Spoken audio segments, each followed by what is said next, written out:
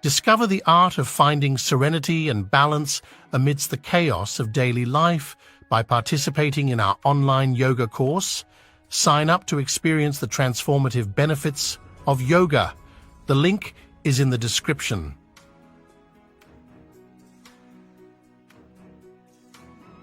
Here we are at Lepakshi temple.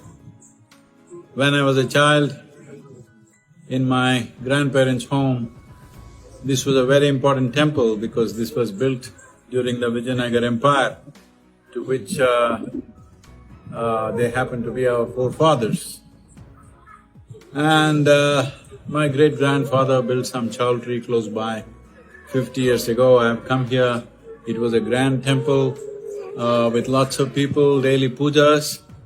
Today, it's in abject state of neglect. Well, it's become an archaeological monument. It's only for tourists. Temple is not a place of propaganda. Temple is a place of power which should draw people. Once you take away that power, there are no people, there are only stragglers, tourists, people who want some privacy young boys and girls hanging around because looking for privacy, hiding in the temple. This is what it's become, it's most unfortunate. This will be the fate of most temples in the country, in South India particularly, if we don't regenerate them, if you don't make them into living, powerful spaces. They will not be valued just for the stonework. It is the power of consecration which makes them what they are. It is time, it is definitely time that uninvolved government employees should not be managing the temple. Devotees, for whom their heart beats for the deity, they should manage the temple. It's time to do this. Southern Indian temples particularly are so grand. If you look at this work, tremendous amount of work done a few hundred years ago, and here we have brought it to this state of just preserving it, not keeping it alive. This is a place where Jatayu's wing is supposed to have fallen, as per the legend.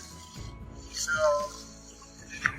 Jatayu's image up on the rock, these fantastic rocks, is the natural feature of this part of the land. This is called as Rayalaseema, where incredible rock structures all over the place.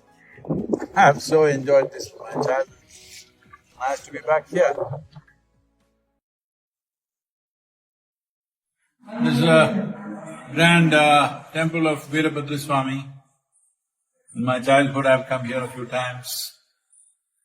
At one time, Veerabhadra Swami was our family deity, and it was a powerful temple which drew thousands of people. Today, this level of neglect and things being handled by the physical structure being maintained by ASI, which is reasonably okay, and the rest maintained by the endowment ministry or department.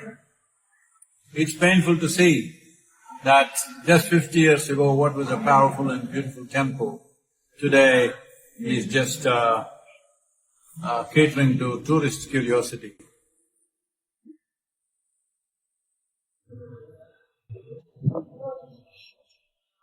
Powerfully consecrated temples like the Nagalinga has come to an abject state of neglect.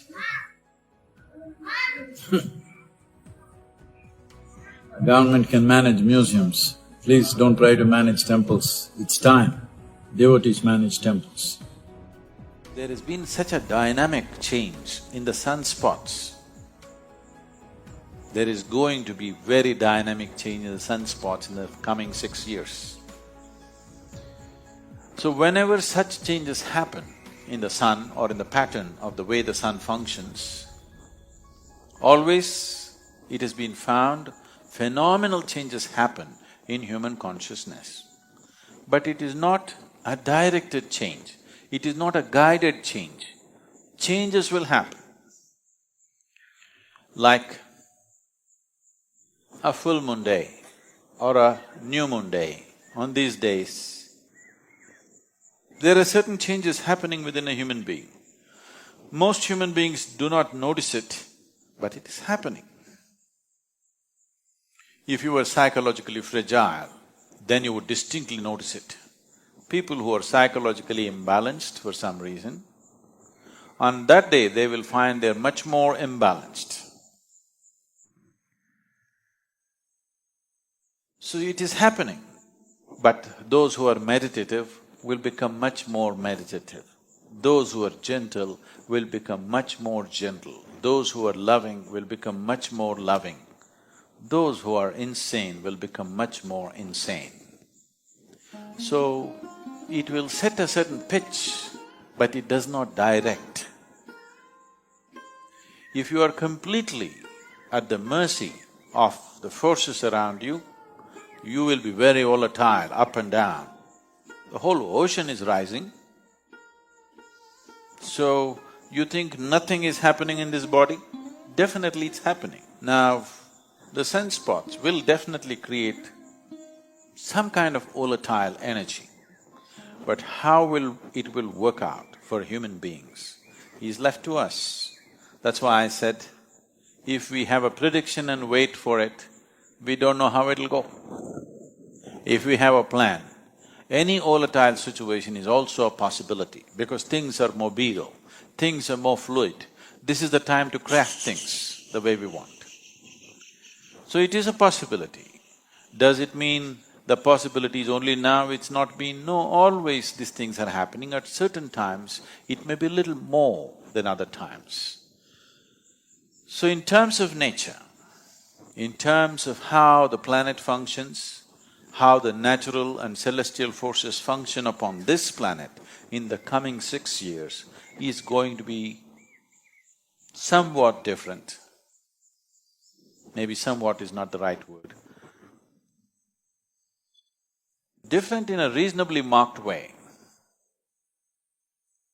So if we have a plan to make use of this volatile nature, if we prepare enough people who have the necessary sadhana, who have necessary focus within themselves, then definitely human consciousness could rise much more easily than other times. In that way, it is little more conducive, but one must understand, it's like this, if the wind blows, if you fly like this, if you have an airplane and if you fly into the wind, effortlessly you will fly. Suppose you're in the wrong direction, you will crash. Wind is just blowing, not to make you fly, not to make you crash, it just blows. But it's up to you whether you use it to fly or to crash. So right now, sunspots are significantly different in the coming 6 years. Because of this, there will be some marked difference in the way the planet functions. We can rise or we can crash. I have a plan to rise. Please go with me.